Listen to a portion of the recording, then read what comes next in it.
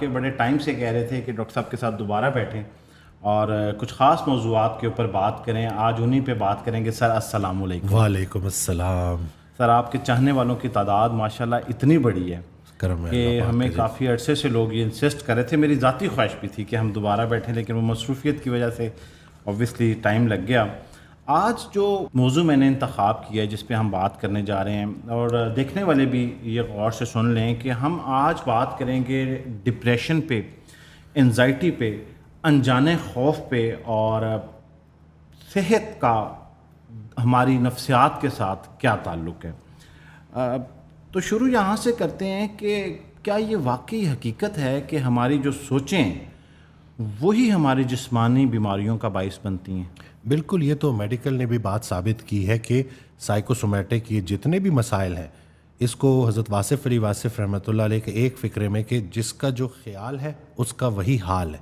خیال اچھا ہے تو حال بھی اچھا ہے.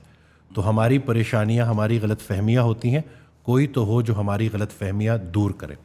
جو انسان ماضی میں رہتا ہے وہ غمگین رہتا ہے, جو مستقبل میں رہتا ہے وہ پریشان رہتا ہے, جو حال میں رہتا ہے وہ خوشحال رہتا ہے. ہر وہ چیز جس کو ہم دباتے ہیں وہ بیماری کی شکل میں ظاہر ہوتی.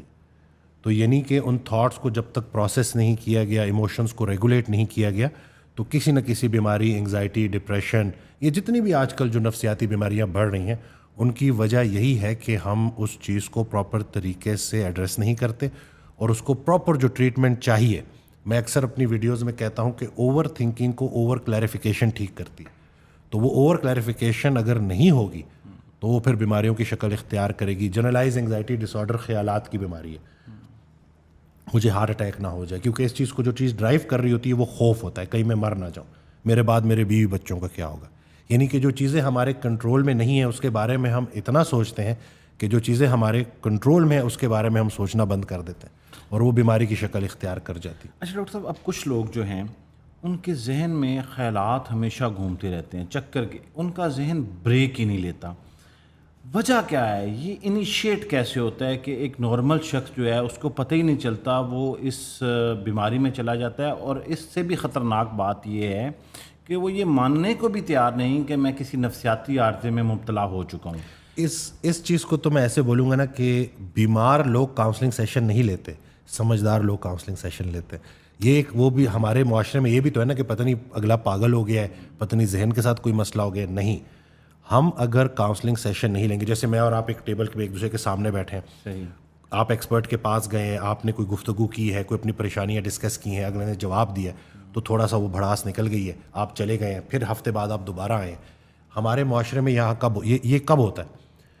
بچہ چائلڈہڈ ٹراما لے کے چل رہا ہے, ماں باپ کی آپس میں نہیں بنتی, وہ آپس میں لڑتے رہے, وہ بچہ اندر ہی اندر وہ ساری چیزیں دیکھتا رہا, وہ تضاد اس کے اندر جنم لیتا رہا, اور وہ بڑھتے بڑھتے جب وہ 17, 18, 20 سال کا ہوا تو وہ کسی انگزائٹی یا ڈپریشن کا شکار ہو گیا. اب مسئلہ یہ ہے کہ ہم روٹ کاز کے اوپر کام نہیں کرتے. ہم نے ماضی میں جا کے اسی بچے کو ڈسمنٹل کرنا ہے اور اس کو ایک نیا سفر دینا ہے, اور وہ استاد کے بغیر پاسبل نہیں ہے, ایکسپرٹ کے بغیر پاسبل نہیں ہے. تو اس ویڈیو کے ذریعے جو پیغام میں لوگوں کو دینا چاہتا ہوں کہ اگر آپ کے بچے یا آپ خود انگزائٹی کا شکار ہیں, ڈپریشن کا شکار ہیں, تو صرف میڈیسن نہیں لینی. میڈیسن وقتی طور پہ آپ کو سپورٹ کر دیتی ہے, آپ نے کاؤنسلنگ سیشنز اور اپنا لائف سٹائل موڈیفائی کرنا ہے. ہاں جی بالکل. اچھا, اس کی ایک وجہ یہ بھی ہے کہ لوگ نہیں جاتے. ہماری سوسائٹی میں سمجھا جاتا ہے کہ یہ کسی شخص کی عادات کا حصہ ہے. یوزلی ایک نوجوان جو ہے وہ کوئی کمپلینٹ کرتا ہے یا مڈ ایج میں بھی, تو وہ کہتے ہیں یہ بچپن سے ہی ایسا ہے, یہ فوراً ڈر جاتا ہے, یہ بزدل کا بعض اوقات لوگ نام دے دیتے ہیں, یہ بس بڑھا چڑھا کے بات کو کرتا ہے.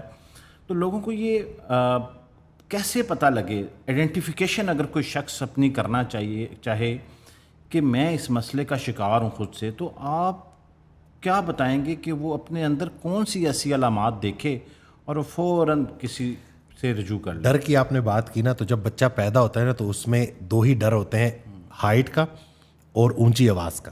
باقی جتنے ڈر ہیں نا وہ ایکوائرڈ ہوتے ہیں, وہ ہم اپنے ماحول سے لیتے ہیں, لرن کرتے ہیں. تو اس میں اگر ماں باپ آپس میں لڑ رہے ہیں, بلکہ آج میں نے حضرت واصف علی واصف رحمۃ اللہ کا ایک فقرہ سنا آج ہی, کہ اگر بچے شیخو پورہ میں ہیں اور آپ یہاں لڑ رہے ہیں میاں بیوی, تو تضاد بچوں میں شیخو پورہ میں پیدا ہو جائے گا. یعنی کہ یہ چیز سمجھنا اتنا اہم ہے کہ بچوں کے لیے سب سے زیادہ ضروری ہے مسکراتے صحت مند ماں باپ. اگر ہم چیخو پکار کر رہے ہیں, جھگڑ رہے ہیں, وہ بچہ تو چھوٹا ہے. جیسے ایک ڈاکٹر صاحب نے اس کی بڑی پیاری مثال دی کہ ایک بچہ تھا, وہ کمرے میں اونچی آواز میں جو ہے گانے سن رہا ہے, اس نے کوئی فلم لگائی ہوئی ہے کیونکہ باہر سے اس کو اپنے ماں کی مار کھانے کی آواز نہ آئے, کیونکہ باہر باپ ماں کو مار رہا ہے. ہوتے ہوتے اتنے میں جب ماں کی آواز بہت اونچی ہوئی تو وہ بچہ جب باہر نکلا تو اس نے دیکھا کہ اس کے باپ نے اس کی ماں کو گلے سے پکڑا اور اس کو چوک کر رہا ہے. تو بچے کو کچھ سمجھ نہیں لگی اور بچے نے کیا کیا, اپنے آپ کو دھرم کر کے گرا دیا اور بے ہوش ہونے کی ایکٹنگ کی. باپ نے جب یہ دیکھا تو ماں کو چھوڑ دیا, فوراً بچے کے پاس آیا. اب ہم یہ سمجھ رہے ہیں کہ جیسے رات گئی بات گئی, نہیں. بچے نے اس دن ایک بڑا خطرناک بیہیویئر سیکھا, مینوپولیٹ کرنے کا, بے وقوف بنانے کا. اب وہ بچہ جب کل کو بڑا ہوگا, جب وہ بیوی کو مینوپولیٹ کرے گا, بزنس پارٹنر کو مینوپولیٹ کرے گا, تو اصل میں وہ بچہ ہے جس نے بچپن میں اپنی ماں کو بچانے کے لیے بے ہوش ہونے کی ایکٹنگ کی تھی اور مینوپولیشن سیکھی تھی. یہ کہاں سے چیز آ رہی ہے, اس کے لیے ماضی میں جانا ضروری ہے, ایک دفعہ ان چیزوں کو ڈسکس کرنا ضروری ہے. بہت ساری چیزیں ہمارے کانشیس لیول پہ ہوتی ہیں, ہمیں یاد ہوتی ہیں, کافی ساری چیزیں ہمارے سب کانشیس لیول پہ ہمیں یاد بھی نہیں ہوتی. تو اس لیے جو کلینکل جو سائیکالوجسٹ ہے اس کی بڑی ذمہ داری بنتی ہے کہ وہ جا کے روٹ کاز کے اوپر کام کرے اور اس بچے کو بہتری کی طرف لے کے آئے. جہاں تک آپ کا سوال تھا کہ کیسے پتہ چلے گا کہ میں بیمار ہو گیا, ایک ہوتی ہے فزیولوجیکل انگزائٹی, کام کی انگزائٹی, ٹائم پہ اٹھنے کی انگزائٹی, نماز پڑھنے کی انگزائٹی, کرنا ہے نا اس کے لیے تو وقت نکالنا ہے, فکر. ایک ہوتی ہے ایب نارمل انگزائٹی کہ ہر وقت فیوچر کے بارے میں سوچتے رہنا, کل کو ایسا ہو جائے گا, کل کو ویسا ہو جائے گا, پتہ نہیں اگر میں بزنس میں انویسٹمنٹ کروں گا تو کہیں مجھے لاس نہ ہو جائے. ابھی کچھ ہوا نہیں ہے, ہم ریالٹی میں نہیں ہیں, لیکن مستقبل میں اتنا رہنے لگے ہیں کہ ہمارا حال ہی بدحال ہو گیا.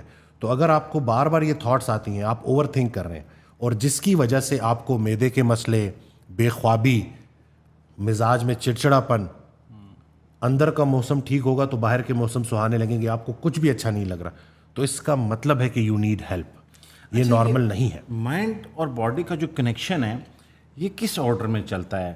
آپ کی نفسیاتی بیماری جو ہے وہ آپ کی جسمانی بیماری کی طرف ٹریول کرتی ہے, یا کوئی جسمانی بیماری جو ہے وہ نفسیاتی یہ بیماری؟ دونوں ہو سکتے ہیں, سائیکوسومیٹک, سومیٹوسائیکک, یہ دونوں ہو سکتے ہیں. لیکن میرا جو اس کے اوپر جو زیادہ میں, کیونکہ ہمیں سوسائٹی میں زیادہ تر لوگ جو ملتے ہیں, جو بیمار آتے ہیں ہمارے پاس, ہمیں سب سے پہلے نا دو چیزوں کو سمجھنا ہے کہ ایک سسٹم ہے سمپیتھیٹک, ایک ہے پیرا سمپیتھیٹک.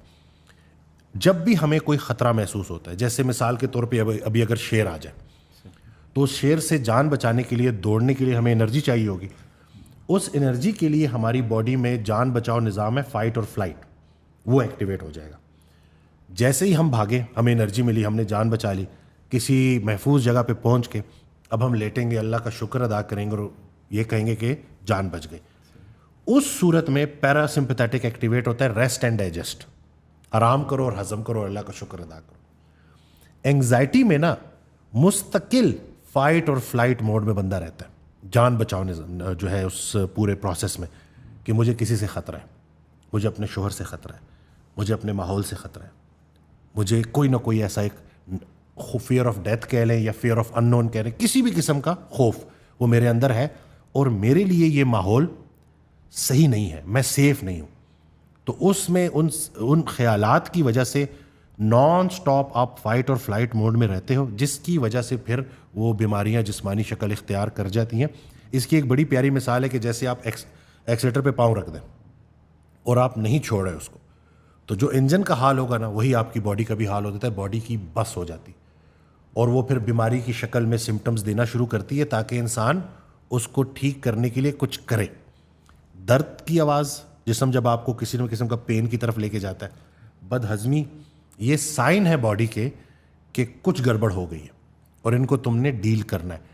ہم انفارچونیٹلی صرف میڈیسنس کی طرف چلے جاتے ہیں, وہ وقتی طور پہ تو نشہ آور دوائیاں اور یہ سب آپ کے اس سمٹمس کو ماسک کر دیتی ہیں, ٹھیک نہیں کرتی. ٹھیک کرنے کے لیے آپ کو اپنا پورا لائف سٹائل اپنے آپ کو بدلنا ہوگا. میرا بڑا مشہور زمانہ فکر ہے کہ ڈاکٹر بدلنے کے ساتھ خود کو بھی بدلنا ہوگا, ایک نئی ترتیب پہ چلنا ہوگا. ہر وہ بندہ جو انگزائٹی ڈپریشن کا شکار ہے, اس کو میں سیکوینس بتا دیتا ہوں. سب سے پہلے you need a good clinical psychologist, لازمی. صحیح. یہ نہیں دیکھنا معاشرہ کہے گا, لوگ کیا کہے گا, جان بچانی. حضرت واصف علی واصف رحمۃ اللہ کا بڑا پیارا فکر ہے, چھت گرنے لگے تو بھاگ جاؤ, آسمان گرنے لگے تو بیٹھ جاؤ. تو جب آپ کی صحت کے اوپر بات آ گئی نا تو آسمان ٹوٹ پڑا ہے آپ کے اوپر. اب دیکھنا ہے کرنا کیا. تو پہلا سٹیپ ہے کلینکل سائیکالوجسٹ, کوئی بھی تھراپسٹ جو آپ کو کسی نے ریکمینڈ کر دیا. ٹھیک ہے. Second is exercise, strength training. یہ جو ہمارے اسکیلیٹل مسلز ہیں نا, یہ مایوکائنز بناتے ہیں اور مایوکائنز اسٹور کرتے ہیں. جب ہم ایکسرسائز کرتے ہیں تو مایوکائنز ریلیز ہوتے ہیں اور یہ ڈائریکٹ آپ کے دماغ کو ریلیکس کرتے ہیں اور میدے کو ریلیکس کرتے ہیں. تو اگر آپ کا دماغ اور میدا ریلیکس ہو گیا تو بہت ساری بیماریاں ٹھیک ہو جاتی ہیں. اس کے بعد ڈائٹ ہے اور کچھ وائٹامنز, ہربل, یہ جڑی بوٹیاں, یہ بھی ہیلپ کرتی ہیں. اچھا, یہ جو لوگ خیالات کی جنگ لڑ رہے ہوتے ہیں, آپ کا کیا بلیو ہے اس کے اوپر کہ ایک شخص یہ سوچتا رہتا ہے کہ میرے ساتھ کچھ برا ہونے والا ہے اور اسے لگتا ہے کہ میرا بزنس فلاپ ہو جائے گا یا میرا باس مجھے پسند نہیں کرتا, ہو سکتا ہے ایسا نہ بھی ہو, تو کیا ایسا مسلسل سوچنے سے انسان کی زندگی میں وہ سب ہونے بھی لگتا ہے؟ بالکل ایسی ہے, جس کا جو خیال ہے اس کا وہی حال ہے. یہی تو بات ہے کہ جو آپ کا گمان ہے نا وہی آپ کو حاصل ہوگا. نبی کریم صلی اللہ علیہ وسلم کی حدیث مبارکہ ہے کہ اچھا گمان بہترین عبادت ہے.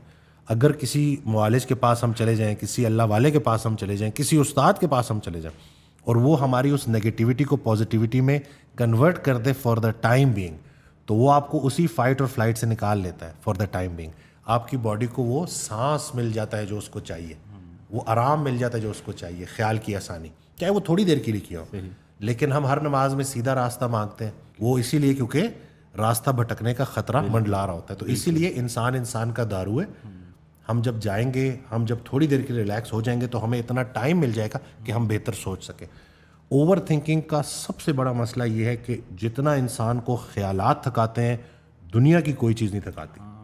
اور اللہ کی رحمت سے نا امید بندہ حالات کی وجہ سے اتنا نہیں ہوتا جتنا خیالات کی وجہ سے ہوتا ہے, کیونکہ وہ خیالات اتنے حاوی ہو جاتے ہیں کہ پھر انسان کی بس ہو جاتی ہے.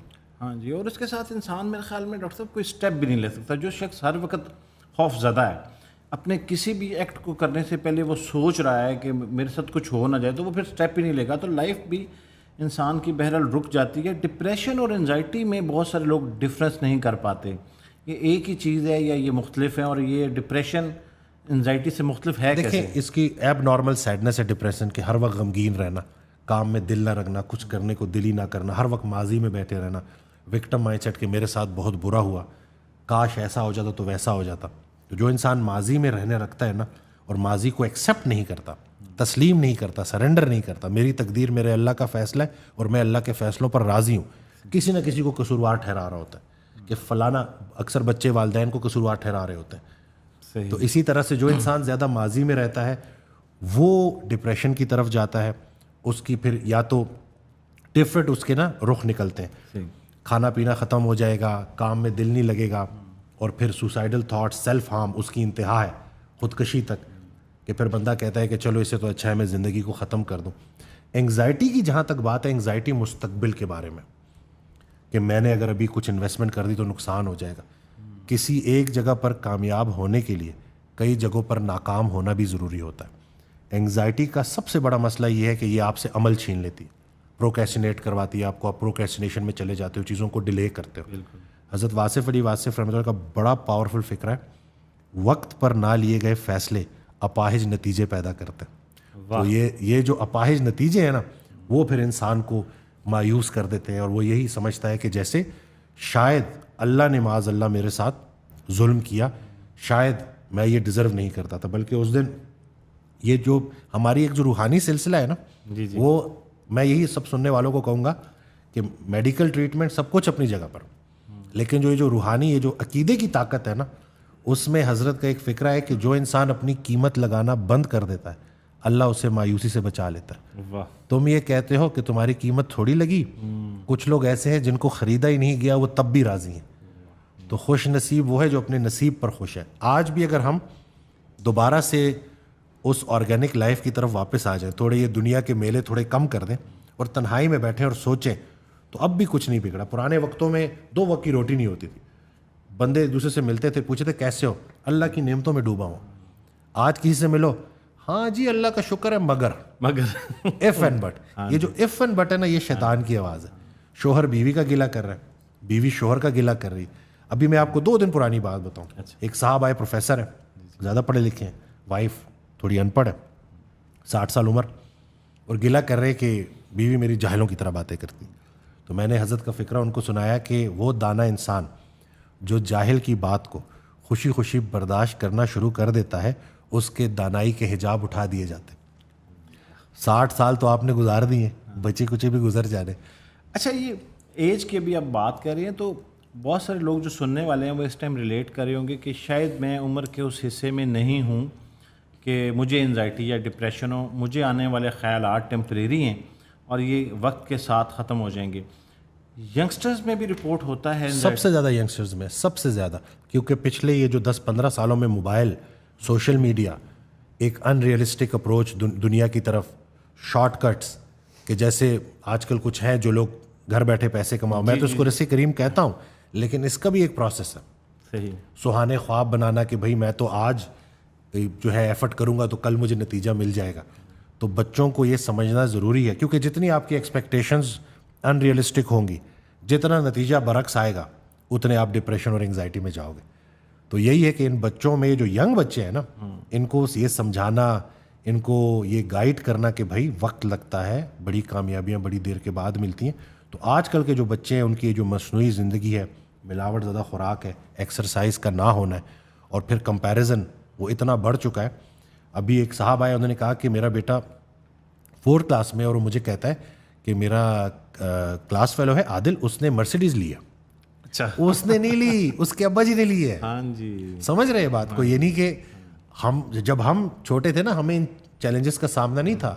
آج کل بچوں کے سامنے وہ مٹیریل اتنا نمایاں ہو چکا ہے کہ وہ اس کے علاوہ ان کو کچھ نظر ہی نہیں آتا. یہ جو گہری باتیں ہیں, ان کو سمجھنے کے لیے تھوڑا سا ہمیں واپس اپنی ان جو ہماری جو بیسکس ہیں ان کو ہمیں دوبارہ سمجھنا پڑے گا. اچھا, ایک شخص جو ہے وہ کسی بھی وجہ سے کسی کونسلر کے پاس, سائیکالوجسٹ کے پاس نہیں جا سکتا, اور وہ اس مسئلے کا بھی شکار ہے, اس کا ذہن ہمیشہ خیالات کی زد میں رہتا ہے, اور اگر وہ یہ آئیڈینٹیفائی کر لے کہ میں انزائٹی کا پیشنٹ ہوں, تو کیا ہوم ریمیڈیز ہیں کچھ کہ وہ گھر میں کچھ ایسی پریکٹسز کرے جس سے؟ دیکھیں, ہم جب چھوٹے تھے نا, ہمارے جو بزرگ ہوتے تھے نا, وہ بڑے دانا ہوتے تھے. میں اگر اپنے دادا ابو کا بتاؤں, اللہ ان کے درجات بلند فرمائے, میں نے پہلا اللہ کا ولی اپنے گھر میں ہی پایا, اور وہ بٹھا کے نا ہمیں نصیحت کرتے تھے, سمجھاتے تھے, مشورہ دیتے تھے. آج کسی کے پاس مشورے کے لیے ٹائم نہیں. تو اس لیے وقت کی ضرورت ہے کہ یا تو کوئی اللہ والا ڈھونڈ لو, یا کوئی پیر ڈھونڈ لو, یا کوئی ڈاکٹر ڈھونڈ لو کاؤنسلنگ کے لیے. کہیں تو جاؤ, کہیں تو یہ بوجھ ہلکا کرو. جس بندے نے اپنی پریشانی بہت سارے لوگوں سے ڈسکس کی, اس نے اپنی پریشانی میں اضافہ کیا. ہم ہر کسی سے ڈسکس کرتے, اچھا, معالج سے ڈسکس نہیں کرتے. سمجھ رہے ہیں؟ اگر آپ بیٹھے ہوئے نا, بیوی گلا کر رہی ہے 100 عورتوں میں بیٹھ کے, ٹھیک ہے, مرد گلا کر رہے ہیں 100 مردوں میں بیٹھ کے, اس سے آپ کو حاصل کیا ہوگا؟ گلا کرنے والا اذیت سے نہیں بچ سکتا, شکر کرنے والا لطف سے نہیں بچ سکتا. جہاں بات کرنی ہے وہاں آپ کر نہیں رہے ہو, اور جدھر نہیں کرنی وہاں آپ یہ باتیں کر رہے ہو, اور اس کا نتیجہ یہی ہے نا کہ ہماری پوری کی پوری سوسائٹی ذہنی طور پر بیمار ہو چکی. اچھا, ویسے بہت سارے لوگ سمجھتے ہیں کہ میں جتنا زیادہ کیتھارسس کروں گا تو میرا مسئلہ حل ہو جائے گا, لیکن آپ کہہ رہے ہیں کہ اس کے انورس ہو جاتا ہے. دیکھیں, جتنا ہم ہر کسی سے ڈسکس کریں گے نا, اتنے 100 مشورے آئیں گے. ان 100 مشوروں پہ کس پہ عمل کروں؟ ایک راستے کا مسافر بننا ہے. 2 خیال وسوسہ ہیں, ایک خیال صراط مستقیم ہے. معالج جو ہے نا, وہ آپ کو وقتی طور پہ تھوڑا سا کلیئرٹی دے دیتا ہے, اسٹریس لیول نیچے چلا جاتا ہے, اور پھر وہ آپ کو کچھ مشورے دیتا ہے جس کے اوپر آپ نے اچھے شاگردوں کی طرح عمل کرنا ہے, اور عمل کر کے پھر اس کے پاس آنا ہے. پھر اس نے کچھ نئی نصیحتیں کرنی ہے, اس پہ آپ نے پھر عمل کرنا ہے, چاہے 100% ہو, چاہے 20% ہو, چاہے 50% ہو, ڈزنٹ میٹر, کچھ نہ کچھ کرنا ہے. پہاڑ کی چوٹی کو چند قدموں سے طے کیا جاتا ہے, اور اسی طرح سے وہ آپ کو خیال کی دلدل سے باہر نکال دے گا. وسیم بھائی, ہم موضوع سے تو ذرا سا ہٹ جائیں گے, لیکن یہ موضوع آپ سے ڈسکس کرنا بڑا ضروری ہے. ابھی آپ نے کہا کہ کسی اللہ والے کو ڈھونڈ لیں, تو بہت سارے لوگ جو ہے وہ یہ کنسرن ہے ان کا کہ اللہ والے ملتے کہاں سے ہیں, ہم نے تو بڑی کوشش کی. یا تو ان کی کوشش کمزور ہوتی ہے, یا پھر یہ واقعی نایاب ہیں. آپ کا کیا ہے اس کے اوپر؟ دیکھیں, ہم نے جب بھی سچ کے سفر میں نکلنا ہے نا, اپنا سچ ساتھ لے کے نکلنا ہے. یہ جو کائنات ہے نا, نیکی کے متلاشی کو نیکی دیتی ہے, گناہ کے متلاشی کو گناہ دیتی ہے. ہم جب اپنا سچ ساتھ لے کے نکلیں گے نا, حضرت واصف علی واصف رحمۃ اللہ علیہ نے تو فارمولہ ہی ایسا کر دیا ہے کہ سچا مرید جھوٹے پیر سے بھی فیض لے لیتا. واہ. تو اب ہم نے اب یہ بہانے ختم کرنے, تلاش تو سچی ہو, اور ایسا ہو نہیں سکتا کہ آپ کی نیت سچی ہے اور آپ اللہ سے دعا کر رہے ہیں کہ یا اللہ میرے لیے کوئی استاد کا کوئی وسیلہ بنا, اور آپ سچائی کے ساتھ جا رہے ہیں.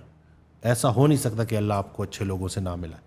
اچھا, ہماری سوسائٹی میں نا ایک بڑا مسئلہ ہے, لوگ جو ہے ابھی ہم جو بات کر رہے تھے کہ معالج کے پاس جائیں, تو ہم لوگ اپنی صحت کے اوپر خرچہ کرنے سے بہت زیادہ غفلت کرتے ہیں.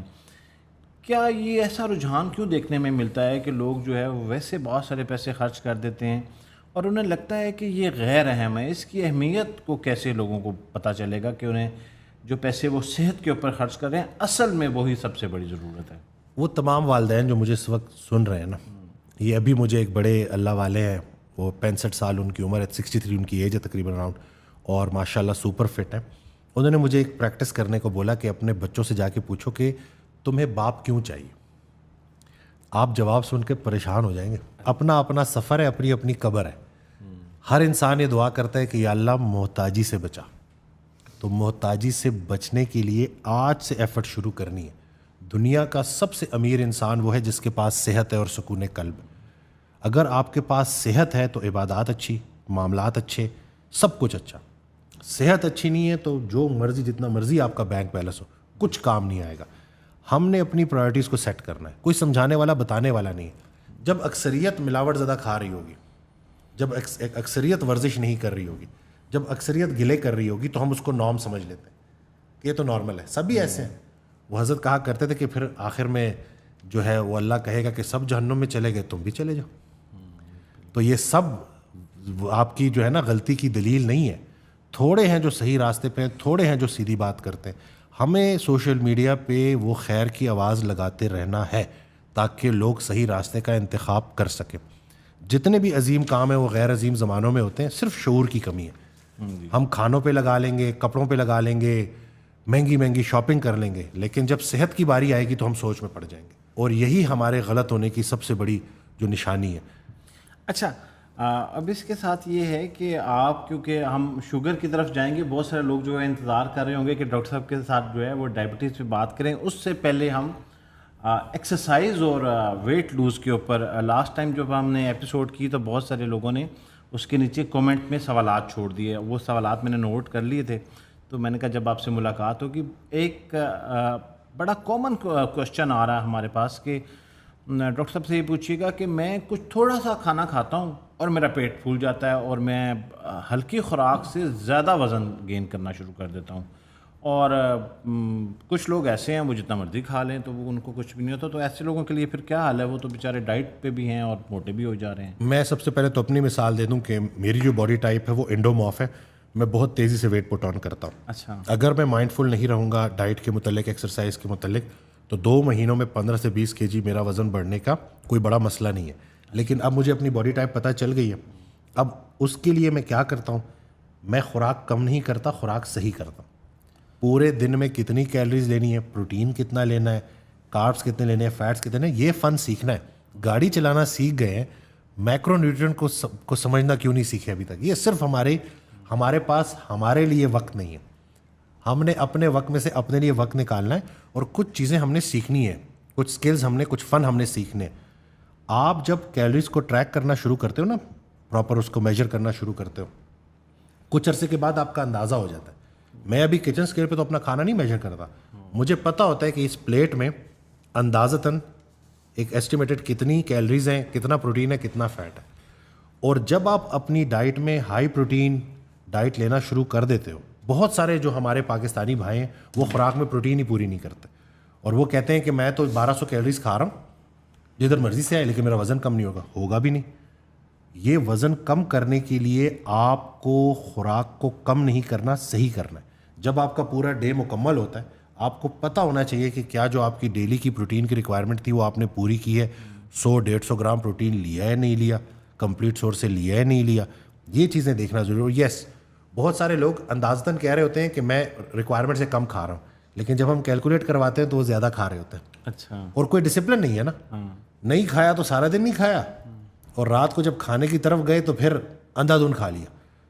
اب وہ جو پورے دن کی ریکوائرمنٹ تھی اس سے آپ نے کئی گنا زیادہ کھا لیا, جس کی وجہ سے آپ ٹریک نہیں کر رہے ہو, تو آپ کو لگ ایسے رہا ہے کہ جی میں تو سارا دن بھوکا رہا, تو ایک وقت کھانے سے بھی میرا وزن جو ہے وہ بڑھ رہا ہے. وہ اصل میں وجہ یہ ہے کہ آپ غلط کھا رہے ہو. یہ ہو نہیں سکتا کہ آپ کی کیلریز کیلکولیٹڈ ہوں اور آپ کیلورک ڈیفیسٹ میں ہو اور آپ کی پروٹین انٹیک اچھی ہو اور آپ کا وزن نہ گرے. ہاں, خواتین میں وزن نہ گرنے کی ایک بڑی وجہ یہ ٹینشن بہت لیتی ہیں, میرا وزن کب کم ہوگا, یہ بھی ایک وسوسہ ہے.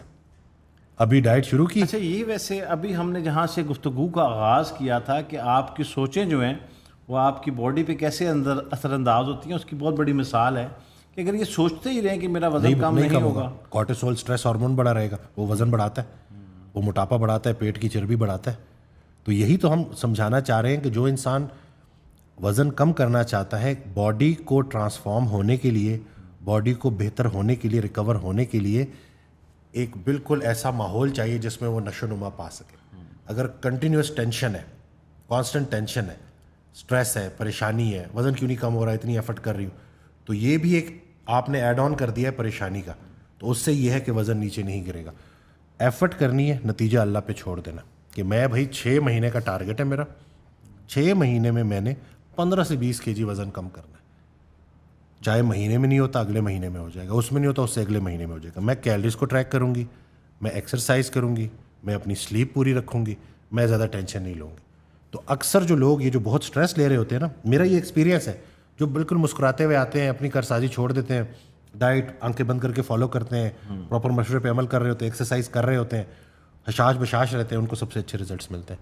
اچھا, یہ جو خواتین ڈلیوری کے بعد ویٹ گین کر لیتی ہیں پوسٹ پارٹم, بالکل ان کے لیے کیا سجیشن ہے کہ وہ پھر فوراً اس کے بعد جو ہے وہ ریڈیوس کرنا شروع کر دیں, کچھ تھوڑا ٹائم لیں, وہ کیا فوراً سے پہلے کیونکہ جب وہ پورے اس پروسیس سے گزری ہے نا, اب جتنا وہ بچہ بڑا ہو رہا ہے اس کو اتنی ماں کی توجہ کی ضرورت ہے. اپنے لیے تو کرنا ہی کرنا ہے, اپنے بچے کے لیے بھی کرنا ہے. ہم جب اس کو ڈیلے کر دیتے ہیں نا, تو پوسٹ پارٹم ویسے بھی ہارمونل ساری چیزیں چینج ہو رہی ہوتی ہیں, پوسٹ پارٹم ڈپریشن, سائیکوسس, اس طرح کی چیزیں بڑھ جاتی ہیں. پریگنینسی کے دوران ڈائبٹیز ہو جاتی ہے. تو یہی ہے نا کہ یہ ساری چیزوں کو ریورس کرنے کے لیے آپ نے کہ جیسے ہی اللہ کے حکم سے اللہ نے خوشخبری سنا دی, اس کے بعد اب ماں نے پوری اپنی ڈائٹ, اپنا لائف سٹائل ماڈیفائی کرنا ہے, اور اس میں ذرا بھی دیری نہیں کرنی. ہاں, ویگرس ایکسرسائز کوئی نہیں کرنی, کوئی اسٹرینس ایکسرسائز نہیں کرنی, لیکن تھوڑی بہت دیکھیں, موومنٹ از میڈیسن. جتنی آپ کی موومنٹ جلدی شروع ہو جائے گی نا, ہمارے ایک تو یہ برے صغیر میں نا, جیسے ہی عورت پریگننٹ ہوتی ہے نا, لوگوں کا بس نہیں چلتا کہ اس کو ہوا میں لٹکا دیں, ایسے نہیں کرنا, ویسے نہیں کرنا. اللہ نے مشقت کے لیے پیدا کیا ہے, جتنا آپ اپنی باڈی کو طریقے سے رگڑا دو گے اتنی پریگنینسی سے جڑی کمپلیکیشنز کم سے کم ہوں گی. یہ تو تحقیق نے بات ثابت کر دی. بہت ساری خواتین جو ہیں وہ جب واک کا ذکر کر رہی ہوتی ہیں تو وہ کہتی ہیں کہ ہمارے پاس کوئی ایریے میں پارک نہیں ہے, کوئی ٹریک نہیں ہے, تو وہ کہتے ہیں کہ ہم گھر کی چھت پہ ہی واک کر لیتے ہیں. تو آپ کو کیا لگتا ہے کہ وہ جو گھر کی چھت پہ کوئی 30-40 فیٹ کا فاصلہ, اس پہ ایسے آنا جانا؟ میں اس دن سوچ رہا نا, اور مجھے نا وہ خیال سے خیال بنتا ہے, اور مجھے یہ خیال آیا کہ اگر صحابہ کرام واپس آ جائے نا تو وہ 5 وقت نماز اور 1 وقت ورزش فرض کرا دیں. جیسے گھر میں عورتوں کے لیے نماز کی ایک جگہ ہونی چاہیے نا, اتنی ہی ضروری ورزش کی بھی جگہ ہے.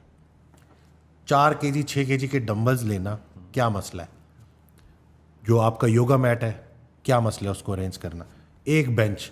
تو یعنی کہ گھر میں یہ وقت کی ضرورت ہے کہ ہم ایک کونا مختص کر دیں ورزش کے لیے. یہ صرف ہمارے بہانے, body at rest stays at rest, body in motion stays in motion. جب ہم ایکسرسائز گھر میں ہی کرنا شروع کر دیں گے, اکثر پردے کا ایشو ہوتا ہے, جگہوں پہ لیڈیز جم ہوتے نہیں ہیں, تو ہم نے اب حل کی طرف جانا ہے, اور حل ہماری اسٹرینتھ ٹریننگ ہے. خواتین نہ اوور ویٹ ہے نہ انڈر ویٹ ہے, انڈر مسلز ہے. اللہ کریم نے ہمیں 206 ہڈیاں اور کافی سارے مسلز دیے ہیں جن کا ہم نے خیال رکھنا ہے, اور ایکسرسائز بھی اسٹرینتھ ٹریننگ, مسل ٹریننگ یہ لازمی کرنی ہے, چاہے جم میں کریں چاہے گھر میں کریں, کرنی ہے. اب منیمم ایکسرسائز کا دورانیہ ہے وہ کتنا ہونا چاہیے کم سے کم روٹین میں؟ اگر کوئی شخص کہتا ہے میں بس اب شروع کرنے لگا ہوں اور مجھے کم سے کم وقت. مجھے ایک صاحب ملے, کہتے ہیں ڈاکٹر صاحب, میں نے تھوڑا وہ شرٹ بھی ٹک ان کی ہوئی تھی, تھوڑا میں تیار شہر ہوا تھا, تو مجھے کہتے ہیں آپ کی عمر کتنی ہے؟ میں نے عمر بتا دی. تو کہتے ہیں آپ نے اس عمر میں اپنے آپ کو فٹ رکھا ہوا ہے تو کتنے گھنٹے ورزش کرتے ہیں؟ میں نے کہا آدھا گھنٹہ.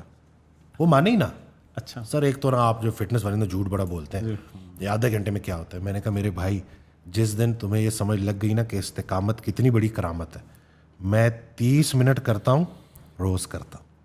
یہ فرق ہے مجھ میں اور آپ میں. آپ 1.5 گھنٹہ کرتے ہیں, ہفتے میں 1-2 دفعہ کریں گے پھر چھوڑ دیں گے. تو استقامت کی پاور سمجھیں. اور اس دن میں نے ان کو یہی سمجھایا کہ جس دن لوگ 30 منٹس ورک آؤٹ کرنا شروع کر گئے, اور 30 منٹس کا ٹائم کس کے پاس نہیں ہے, ہم ریلز دیکھتے دیکھتے اسکرولنگ کرتے کرتے کتنا ٹائم ضائع کر دیتے. اور 5 سے 6 دن بھی اگر آپ 30 منٹس ورک آؤٹ کرنا شروع کر گئے 5 days a week, اور آپ وہ 6 month تک کنٹینیو کر گئے, آپ آ جائیں. اگر آپ کو ریزلٹس نہ ملے تو جو سزا آپ دیں گے میں اس کے لیے تیار ہوں. ہم کرتے نہیں ہیں, کنسسٹنٹ نہیں رہتے. میرے نزدیک وہ بندہ کنسسٹنٹ نہیں ہے جو 3 مہینے مستقل 7 دن ورزش کر رہا ہے اور 1.5 گھنٹہ کر رہا ہے. میرے لیے کنسسٹنٹ وہ ہے جو 1 سال کرے گا, ہفتے میں 3 یا 4 دن کرے گا. یہ ہے کنسسٹنسی. عمل بھلے مختصر ہو مگر مستقل ہو تو نتائج بہترین ہوتے ہیں. جی اچھا, ڈائبٹیز کی طرف چلتے ہیں سر. بہت سارے لوگ جو ہے وہ ہماری اس گفتگو میں انتظار کر رہے ہیں. ایکسرسائز کا زندگی میں نہ ہونا ڈائبٹیز کو جنم دیتا ہے, یہ کس حد تک ٹھیک ہے؟ 80% گلوکوز آپ کے مسلس کو چاہیے. میں نے ایک ویڈیو بنائی, انسولین کلیمپ ٹیکنیک ہوتی ہے. ایک آپ کے ہاتھ میں کیتھیٹر ڈالا جاتا ہے, دوسرے ہاتھ میں ڈالا جاتا ہے, ایک طرف سے انسولین انجیکٹ کی جاتی ہے, دوسری طرف سے گلوکوز انجیکٹ کی جاتی ہے, یہ دیکھنے کے لیے کہ وہ جو ساری گلوکوز ہے وہ جا کدھر رہی ہے. 80 to 90% گلوکوز آپ کے مسلس میں جا رہی ہوتی ہے. تو جب ہم بات کرتے ہیں نا کہ ڈائبٹیز کی جڑ انسولین ریزسٹنس ہے, جتنی آپ کی انسولین ریزسٹنس ٹھیک ہوگی اتنی آپ کی ڈائبٹیز ٹھیک ہوگی. تو اس کا سارا لینا دینا آپ کے مسلس کے ساتھ ہے. جتنا آپ کا لین مسل میس پٹھے مضبوط ہے اتنی آپ کی باڈی میں گلوکوز سٹور کرنے کی کیپیسٹی زیادہ ہے, اتنی خون میں کم رہے گی. جتنی آپ کے پٹھے کمزور ہیں, جتنی آپ کے مسلز ویک ہیں, اتنی باڈی میں گلوکوز سٹور کرنے کی کیپیسٹی کم ہے, اتنی آپ کی خون میں زیادہ رہے گی. تو اکثر لوگ جو کہتے ہیں نا کہ میں انسولین سینسٹیوٹی کو بہتر کرنا چاہتا ہوں, تو میں ان کو یہ کہتا ہوں کہ ڈائٹ تو اپنی جگہ پر, لیکن مسل ٹریننگ علاج کے لیے انتہائی ضروری ہے. اچھا, ایک چیز جو ہے وہ شوگر سے متعلق گفتگو آگے بڑھانے سے پہلے, پچھلے دنوں میں نے دیکھا کہ ہم نے شوگر کے اوپر بات کی تھی, آپ نے اور میں نے ایک پوڈ کاسٹ پہ. اس پہ کسی شخص نے کوئی نمبر لگا کے اپنا اور اس کا ایک کلپ بنا کے چلا دیا تھا, شاید آپ کے, وہ ہم نے آگے رپورٹ کر دیا. اچھا, رپورٹ کر دیا تھا کہ یہ دیکھیں شارٹ کٹ بڑا بکتا ہے, اللہ معافی. اب کسی کو کیسے پتہ چلے کہ یہ بھی کنسرن ہے کہ کوئی آپ کا جو آپ سے کسی نے کانٹیکٹ کرنا ہے, بہت سارے لوگ آپ کی تصویر لگا کے اس کے نیچے اپنا نمبر دیتے ہیں اور غلط میڈیسن بھی فارورڈ کر دیتے ہیں لوگوں کو. تو اس پریکٹس سے بچنے کا کوئی طریقہ کار آپ؟ میرا جو اپنے آفیشیل جو انسٹاگرام ہے, یوٹیوب ہے, فیس بک ہے, وہاں پہ آپ ان باکس کریں, وہاں پہ جو نمبر دیے گئے ہیں صرف اس پہ کانٹیکٹ کریں. باقی اس کے علاوہ کہیں سے بھی ہم آن لائن سروسز نہیں دے رہے. جی, جو میرا اپنا doctor Waseem fitness, doctor Waseem کا جو مین پیج ہے, فیس بک, انسٹاگرام اور یوٹیوب چینل, وہاں پہ جو نمبر مینشن ہے اس پہ بے فکر ہو کے میسج ڈراپ کریں. اس کے علاوہ اگر آپ کو کوئی رینڈم ویڈیو نظر آتی ہے کہ جس میں ڈاکٹر وسیم کہہ رہے ہیں کہ 3,000 روپے میں نسخہ کیمیائی حاصل کریں اور اپنی شوگر کو ریورس کریں, یہ دھوکہ ہے, فراڈ ہے, چوری ہے اور کچھ بھی نہیں. ہاں جی, یہ ایک ڈسکلیمر کے طور پہ بھی آپ لوگ لے لیں. اور ڈاکٹر صاحب نے وضاحت کر دی ہے کہ اگر آپ رائٹ پلیس پہ پہنچنا چاہتے ہیں تو اس کے کون سے میڈیم ہیں. کوئی شخص جو ہے وہ کیسے اپنی شوگر کو گیج کر سکتا ہے, اس کا بہترین طریقہ کیا ہے؟ ایک تو HbA1c کا شاید ایک ٹیسٹ آتا ہے, ٹھیک ہے. کچھ لوگوں کو شوگر لو کا مسئلہ ہو رہا ہوتا ہے, کچھ کو ہائی کا ہو رہا ہوتا ہے. تو کہیں ایسا تو نہیں ہوتا کہ جب وہ ٹیسٹ کراتے ہیں تو وہ ایوریج نکل کے اس ٹیسٹ میں بیلنس آ جاتی ہو؟ یہ دیکھیں, آپ جو بات کریں نا شوگر لو ہونے کا, اس کو کہتے ہیں ری ایکٹیو ہائپوگلائسیمیا. پہلے ہم نے دیکھنا ہے کہ یہ بیماری جنم کہاں سے لیتی. ٹھیک ہے. ہمارے خون میں انسولین کے لیولز 2 ہونے چاہیے. صحیح. جب اس سے بڑھنا شروع کریں گے اور یہ مستقل بڑھے رہیں گے تو انسولین کام کرتی ہے ریسیپٹر کے اوپر, ریسیپٹر کے اوپر انسولین چپکتی ہے, دروازہ کھلتا ہے اور گلوکوز اندر جاتی ہے. جب خون میں انسولین لیول بڑھنا شروع ہوتے ہیں تو وہ ریسیپٹر خراب ہونا شروع ہوتے ہیں. اس کا جو پہلا مرحلہ ہے کہ چونکہ انسولین کا کام ہے گلوکوز کو نیچے لانا, صحیح, تو انسولین اتنی بڑھ جاتی ہے کہ وہ شوگر کو بڑی تیزی سے نیچے لا رہی ہوتی. لیکن انسولین بڑے رہنے کی وجہ سے لمبے عرصے تک ریسیپٹر خراب ہو رہے ہوتے ہیں. پھر اس کا اگلا مرحلہ آتا ہے پری ڈائبٹیز اور ڈائبٹیز. بہترین ٹیسٹ جو ہے نا اپنی شوگر کو گیج کرنے کا وہ ہے HbA1c. وہ آپ کو ایگزیکٹ بتا دیتی ہے کہ آپ پری ڈائبیٹک ہیں, ڈائبیٹک ہیں یا آپ ڈائبیٹک نہیں ہیں. لیکن میں کہتا ہوں کہ کیوں ہم ڈائبیٹک ہو کے ہی جو ہے پریشانی لیں. اگر ہمیں کوئی آنے والی مصیبت کا وقت سے پہلے پتہ چل جائے تو ہم وہ ٹیسٹ کیوں نہ کروائیں. پری ڈائبیٹک کے بارے میں ذرا وضاحت دے دیں. بہت سارے لوگ یہ سمجھتے ہیں کہ جب پری ڈائبیٹک آپ ہو گئے ہیں تو اب بڑا لمبا ٹائم ہے اور میں اس کو ریورس کر لوں گا. ایک تو یہ وضاحت کر دیں کہ پری ڈائبیٹک سے نارمل ہونا ممکن ہے. بالکل ممکن ہے. اور اگر کوئی شخص احتیاط نہیں کر رہا تو پھر اس کو کتنا وقت لگے گا کہ وہ ڈائبیٹک ہو جائے گا؟ دیکھیں وقت تو ڈیپینڈ کرتا ہے نا, کیونکہ اس میں اور والے فیکٹرز بھی ہوتے ہیں. اگر سٹریس بھی ایڈ ہو گیا ہے, ٹھیک ہے, ایکسرسائز ہے بالکل بھی نہیں ہے, بالکل سیڈنٹری لائف سٹائل ہے, اوور ایٹنگ بہت زیادہ, تو بہت تیزی سے پری ڈائبٹیز میں کنورٹ ہو جائے گی ود ان منتھس. ٹھیک ہے. اور لیکن میں یہ جو انسولین ٹیسٹ کہہ رہا ہوں نا کہ اگر ہم فاسٹنگ انسولین ٹیسٹ کروا کے ہوما آئی آر HOMA-IR ہوما آئی آر کیلکولیٹ کر لیں تو ہمیں آنے والی شوگر کا وقت سے بہت پہلے پتہ چل سکتا. تو ہم ضروری ہے کہ بیمار ہو کے ہی ٹھیک ہونا ہے, پریونشن کی طرف کیوں نہیں جاتے ہم. تو میں جو پہلا ٹیسٹ کرواتا ہوں انسولین ریزسٹنس کا اور لبلبے کا, سی پیپٹائڈ کا, تاکہ ہمیں یہ کلیئرٹی رہے کہ بھائی ہمارے خون میں انسولین لیول کتنے, میں نے اس کو نیچے لے کے آنا ہے. جب ہم انسولین کو 2 پہ لے آئیں گے, صحیح, شوگر خود بخود نیچے آ جائے گی, کولیسٹرول خود بخود نیچے آ جائے گا, سوزش خود بخود نیچے آ جائے گی. صحیح. جو ایلیفنٹ ان دا روم ہے, جو روٹ کاز ہے نا, وہ انسولین ریزسٹنس ہے. Treat the cause, treat the disease. بہت سارے لوگ HbA1c پہ ریلائی کر رہے ہوتے ہیں. میرے پاس اکثر پیشنٹس آتے ہیں 10 سال سے شوگر ہوئی ہوئی ہے, روٹ کاز کا ٹیسٹ نہیں ہوا ہوا. تو میں ان کو یہی کہتا ہوں کہ جب تک آپ کے روٹ کاز کا ٹیسٹ نہیں ہوا ہوا, جب تک ہم نے انسولین سینسٹیوٹی کو بہتر نہیں کیا, ہم بیماری کو کیا ٹھیک کریں گے. اچھا, بہت سارے لوگوں کو نا آج کل کیونکہ ہر دوسرا تیسرا شخص یہ کمپلین کر رہا ہوتا ہے کہ میں ڈائبٹیز کا پیشنٹ ہوں, تو کوئی شخص کیا علامات محسوس کرتا ہے ویری ارلی سٹیج پہ کہ اسے فوراً معالج کے پاس جانا چاہیے یا ٹیسٹ کرا لینے چاہیے؟ بہت سے لوگوں کو یہ بھی نہیں پتہ. بہت بھوک کا لگنا, بہت پیاس کا لگنا, بہت زیادہ پیشاب کا آنا, پیروں کا جلنا, جسم میں تھکاوٹ محسوس کرنا, یہ سارے کی ساری علامات ہیں کہ کچھ گڑبڑ ہے اور اس کو چیک کرانا ضروری ہے. اور میں تو یہ کہتا ہوں کہ 6 ماہ میں ایک دفعہ سارے ٹیسٹ کروا لیا کریں. اچھا, دوسری چیز یہ ہے کہ کیا یہ لازم ہے کہ آپ کے پیرنٹس میں سے کوئی ایک ڈائبٹک ہے یا تھا تو ڈائبٹیز آپ تک آنی ہی آنی؟ اب تو گیم ہی چینج ہو گئی ہے نا. اب میرے پاس اکثر پیشنٹ آتے ہیں جی خاندان میں کوئی بھی نہیں تھا, مجھے کیسے ہو گئی؟ کیونکہ میں ان کو پھر یہی کہتا ہوں کہ diabetes is not by chance, it's by choice. سب ملاوٹ زیادہ کھا رہے ہیں تو اب سبھی بیمار ہو رہے ہیں. ابھی ایک خاتون میرے پاس آئیں, وہ کہتے ہیں کہ ہمارے پر دادا سے ڈائبٹیز چلی آ رہی ہے اور میں اس ٹریک کو توڑنا چاہتی ہوں. اس جو پورا کا پورا جو بھی آتا ہے, میرے بڑوں کو تھی تو مجھے بھی تھی, میں اس کو اب میں نہیں چاہتی کہ مجھے ڈائبٹیز ہو. تو میں نے ان کا پہلا ٹیسٹ فاسٹنگ انسولین ٹیسٹ کروایا کہ بھائی جب آپ اپنے آپ کو انسولین سینسٹیو رکھیں گی تو انشاءاللہ آپ کو ڈائبٹیز نہیں ہوگی. آپ اس کو پریونٹ کر سکتے ہیں. یہ جو ہم نے دیکھیں, جی ہم جب کوئی بات ایسے اپنے آپ کو نا بار بار بول رہے ہوتے ہیں نا کہ بھائی شوگر ایک دفعہ ہو گئی تو یہ ٹھیک نہیں ہوتی, تو ہم یہ ایک چیز ری انفورس کر رہے ہیں کہ اب میں ایفرٹ کروں گا ہی نہیں. خاموش اس میں اب یہ کیا کہ اب ایک باری شوگر ہو گئی, اب ساری زندگی میڈیسن کھانی ہے, تو پھر محنت کرنے کی کیا ضرورت ہے؟ ایکسیپٹ کر لیا. لیکن اگر میں یہ کہتا ہوں کہ اللہ کریم نے ہر بیماری کی شفا رکھی ہے, کیوں نہ ہم 6 ماہ ذرا چیک کریں. فرسٹ لائن آف ٹریٹمنٹ ہماری میڈیکل کتابوں میں لکھا ہوا ہے لائف سٹائل ماڈیفیکیشن, ڈائٹ اور ایکسرسائز, اسٹریس مینجمنٹ, مزاج کو شاش بشاش رکھنا. یہ کوئی کرواتا ہی نہیں. اچھا, اب یہ ایک چیز جو ہے نا ہم اس پوری پوڈ کاسٹ میں ملٹیپل ٹائم ریپیٹ کر چکے ہیں.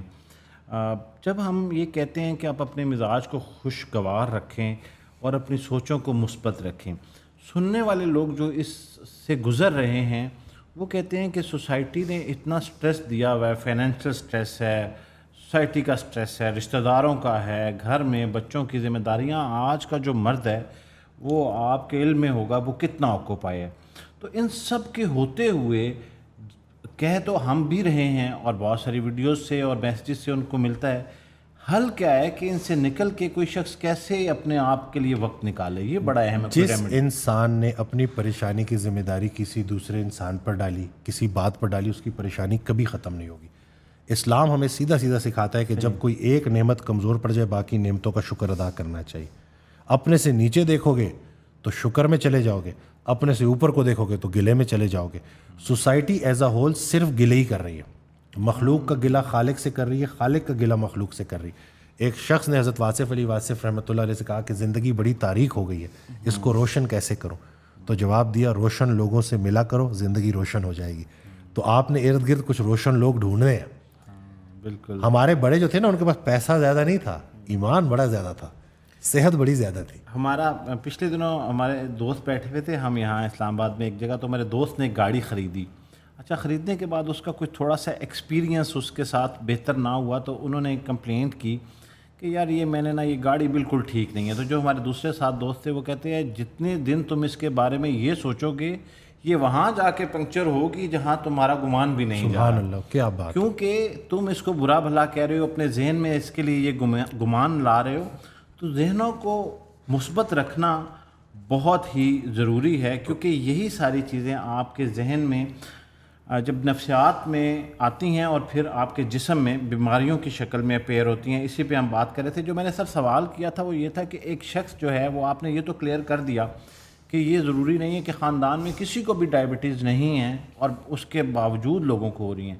اب دوسری کنڈیشن میں لوگ یہ پہلے سے طے کر چکے ہوتے ہیں کہ میرے پیرنٹس ڈائبٹک تھے, مجھے ڈائبٹیز ہونا ضروری ہے, مجھ پہ لازم ہو گیا ہے. کیا ایسا ہوتا ہے واقعی کہ یہ ٹرانسفر ہوتی ہے جینز کے؟ بالکل, چانسز بڑھ گئے ہیں. اچھا, لیکن ہم تو گلا تب کریں نا کہ جب واپسی کا راستہ نہ ہو.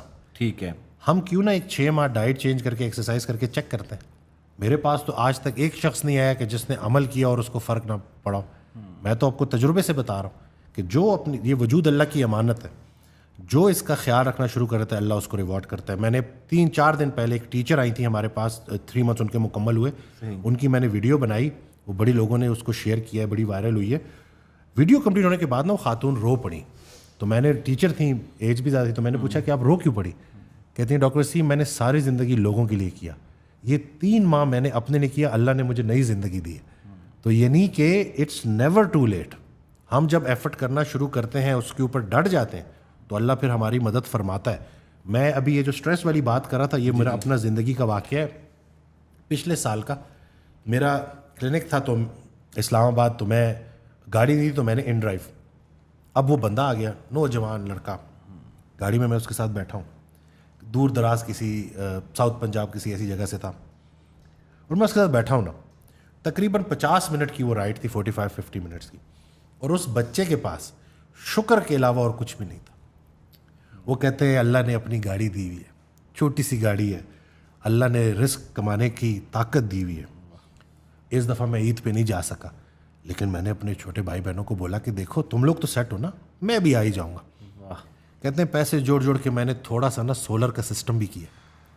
لوگ رونا رو رہے ہوتے ہیں کہ بل زیادہ آ رہے, کیا اللہ نے مجھے اس ٹینشن سے نکال دیا. اور وہ بولی جا رہا, اور عموماً نا میں زیادہ بولتا ہوں. اچھا, کیونکہ ہمارے گیان بانٹنے کام ہے. بالکل. اس پوری رائڈ میں نا میں بالکل خاموش تھا, اور میں اس کو دیکھ رہا, اور جب میں اس مقام پر پہنچا نا, اور میں نے جس طریقے سے اس کو گلے لگایا, اور میں نے کہا بھائی میرا ایمان تازہ ہو گیا اور میرا دل خوش ہو گیا. اور میں یہ بات کہتا ہوں کہ میں بڑے امیر غریب لوگوں سے ملا ہوں, اور میں بڑے غریب امیر لوگوں سے ملا. ونڈرفل. اور میں اوپر گیا ہوں, اور میں نے پوری ٹیم کو بتایا کہ آج مجھے ایک ایسا بندہ لے کے آیا نا, اور میرے اندر جو انرجی تھی سارا دن جو پیشنٹس کو میں نے ٹرانسفر کی, وہ اس ایک نوجوان کی تھی. وہ چاہتا تو گلہ کر سکتا تھا, ایک لفظ اس کے اوپر, اس کی زبان کے اوپر گلے کا نہیں آیا. تو اپنا اپنا پرسپیکٹیو ہے. عام بندہ صبر کرتا ہے, خاص بندہ تکلیف پر اللہ کا شکر کرتا ہے. اچھا, ایک انرجیز کے بھی آپ بات کر رہے تھے, آپ سارا دن پیشنٹس کو دیکھتے ہیں, لوگ اپنی زندگی کے مسئلے مسائل اٹھا کے لے آتے ہیں اور آپ کو سناتے ہیں. ایسا پھر کیا شام کے وقت آپ خود اپنے لیے کیا کرتے ہیں؟ کیونکہ اتنے لوگوں کی پریشانی, ہم کسی ایک بندے کا مسئلہ سن رہے ہیں 2 گھنٹے موڈ ٹھیک نہیں ہوتا, اور آپ 50 کتنے شاید لوگ ہوتے ہوں گے آپ کو سناتے ہیں, تو پھر کیا کرتے ہیں آپ؟ وہ حضرت واصف علی واصف رحمۃ اللہ کا ایک شعر ہے کہ جس دن سے شناسائی ہوئی آپ کے غم سے, اس دن سے مجھے سینکڑوں غم ڈھونڈ رہے ہیں. تو یہ جب انسان یہ سوچتا ہے نا کہ اللہ کام لے رہا ہے, یہ آیا ہے. اکثر لوگوں کو نا میں صرف چپ کر کے کلینک پہ نا صرف سن رہا ہوتا ہوں, وہ اپنی بھڑاس نکالتے ہیں, रूटीन में, और चले जाते हैं और पूरा महीना उनका अच्छा गुजरता है, 2 हफ्ते उनके अच्छे गुजरते हैं, वो फिर आ जाते हैं।